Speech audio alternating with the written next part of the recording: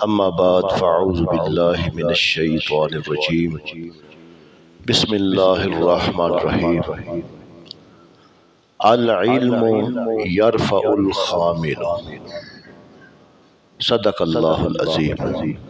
محترم سامعین و ناظرین، علم گمنام بندے کو بلند کر دیتا ہے۔ ایک بندہ جو کوئی جس کو جاننے والا نہیں ہوتا، کوئی پہچاننے والا نہیں ہوتا، جب وہ علم حاصل کرتا ہے تو اس علم کی بدولت وہ پوری ملک میں نہیں بلکہ پوری دنیا میں پہچانا جاتا ہے۔ زید کا بیٹا ہے، اس کے گھر میں پیدا ہوا ہے، سمجھانے کے لیے بات کر رہا ہوں۔ اب اس کے محلے والے یا اس کے کچھ رشتہ دار ان کو پتہ ہے کہ زید کے ہاں بچہ پیدا ہوا ہے۔ جب وہ بڑا ہوگا، تعلیم حاصل کرے گا، کوئی سائنس کی تعلیم حاصل کر گیا، وہ ڈاکٹر بن گیا، انجینئر بن گیا، یا دین کی تعلیم حاصل کر کے بڑا مفکر عالم بن گیا، مفتی بن گیا، تو ایک وقت ایسا آئے گا کہ اس کو پوری دنیا والے جاننا شروع کر دیں گے۔ تو یہ ہے علم کی بدولت گمنام بندہ، اس کو اللہ پاک یہ مقام عطا فرما دیتا ہے، بلندی درجات پہ اس کو پہنچا دیتا ہے۔ امام مالک رحمۃ اللہ تعالی علیہ اپنا واقعہ بیان کرتے ہیں۔ اگر یہ واقعہ ہم سمجھیں گے تو یہ بات ہمارے ذہن میں آ جائے گی۔ فرماتے ہیں کہ 7 بہنوں کا میں اکیلا بھائی تھا اور سب سے چھوٹا۔ میری عمر بھی چھوٹی تھی تو والد صاحب کا انتقال ہو گیا۔ تو ایسے عالم میں میری والدہ نے اپنا مجھے سہارا سمجھتے ہوئے کہ بیٹا ہے، چلو کو میرا سہارا بنے گا،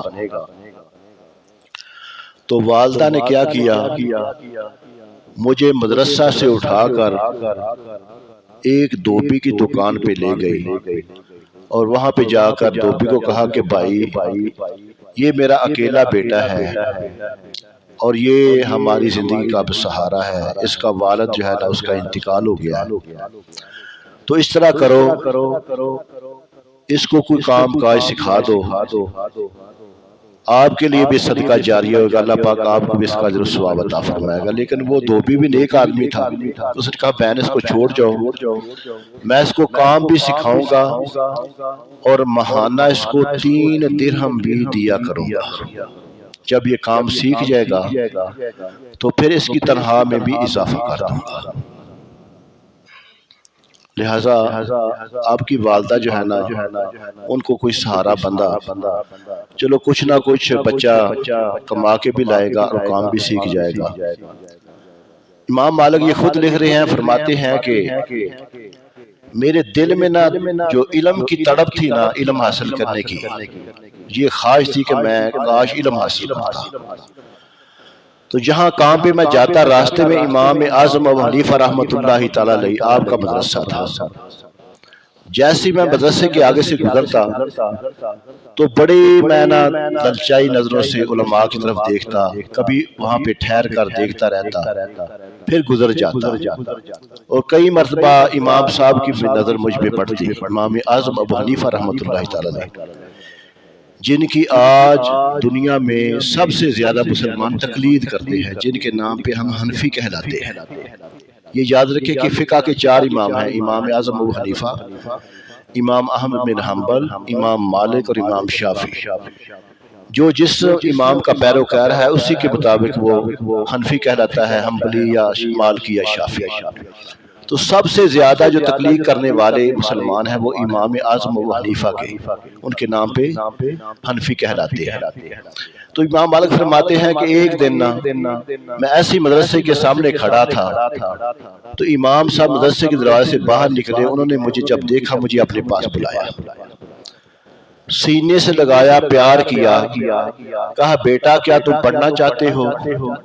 کہا جی امام صاحب میں پڑھنا تو چاہتا ہوں، اپنے سارے حالات بیان کیے۔ امام صاحب نے میرا ہاتھ پکڑا اور مجھے مدرسے میں لے گئے، کہنے لگے بیٹا تم علم حاصل کرو، انشاءاللہ تعالی تمہاری بہنوں کے اخراجات کا بھی اللہ پاک بندوبست فرما دے گا۔ آپ فرماتے ہیں کہ میں گھر سے کام کے لیے نکلتا، والدہ کے آگے میں نے بات نہیں کی، اور سارا دن امام صاحب کے پاس میں تعلیم حاصل کر کے واپس گھر چلا جاتا۔ جب مہینہ گزر گیا تو ماں کو تو وہ تنہا کی فکر تھی کہ میرا بیٹا تنہا لائے گا، میں اپنی بیٹیوں کے لیے کوئی کھانے پینے کا بندوبست کروں گی۔ جب مہینہ گزر گیا تو والدہ نے کہا بیٹا وہ اپنے استاد کو کہنا کہ مہینہ تو گزر گیا ہے، تو وہ جو اس نے وعدہ کیا تھا 3 درہم کا وہ دے دے، تاکہ جو میں چیزیں خریدنا چاہتی ہوں وہ خرید سکوں۔ تو امام مالک فرماتے ہیں کہ اماں جان تنہا تو تب ملتی جب میں کام پہ جاتا، میں تو کام پہ جاتے ہی نہیں۔ والدہ چونک گئی، کہا بیٹا کدھر جاتے ہو؟ کہا اماں جان میں تو فلاں مدرسے میں نا جو امام صاحب ہیں انہوں نے مجھے کہا تھا کہ آپ نہ تعلیم حاصل کیا کرو، تمہارے گھر کے اخراجات کا بندوبست ہو جائے گا۔ اب والدہ پھر وہ غربت کے دن، مفلسی کے دن، اور پھر وہ بڑھیا زمانے کی ستائی ہوئی، وہ جو منہ میں آیا نا وہ باتیں کرتی کہتی ہے چلو میں تمہارے نا امام صاحب کی آج خبر لیتی ہوں۔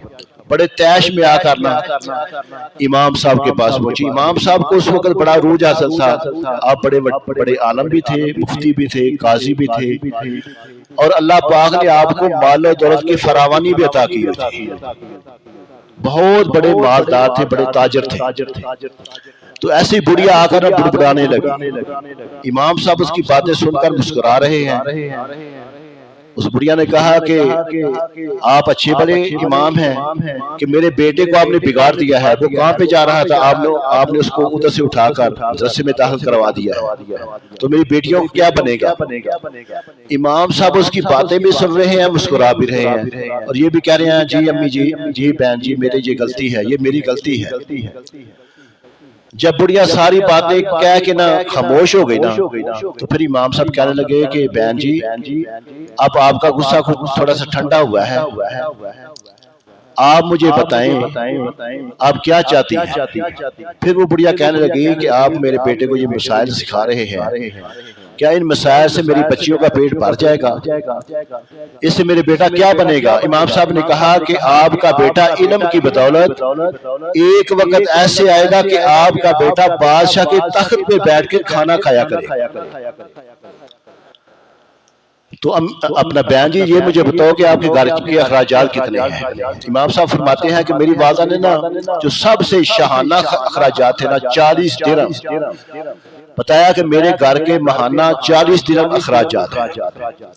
تو امام صاحب نے کہا کہ بہن جی تم واپس چلی جاؤ، ہر مہینے 1 تاریخ آنے سے پہلے تمہارے جو اخراجات تمہارے گھر میں پہنچ جایا۔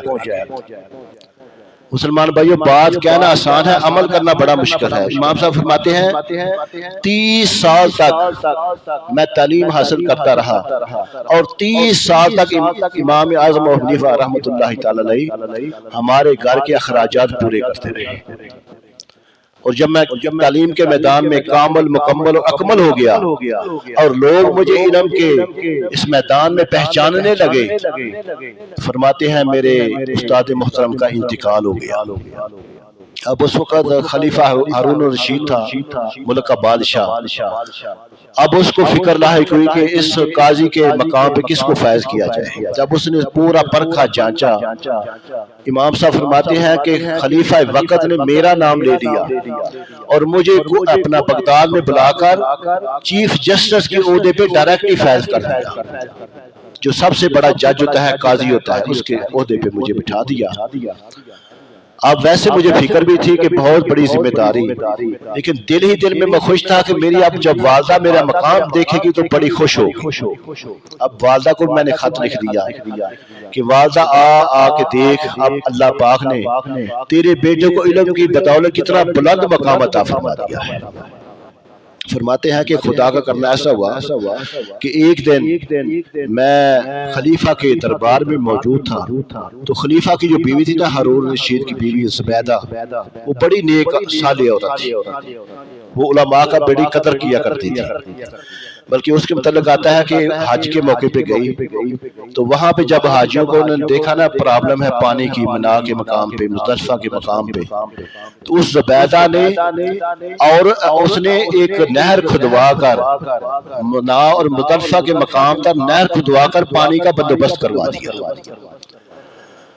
تو وہ جو زبیدہ تھی نا، اس نے بڑا اعلیٰ قسم کا کھانا پکا کر نا بھیجا اور کہا کہ جو عالم دین جو قاضی صاحب ہے نا، بادشاہ کو کہا اس کو بھی ساتھ بٹھا کر کھانا کھلانا۔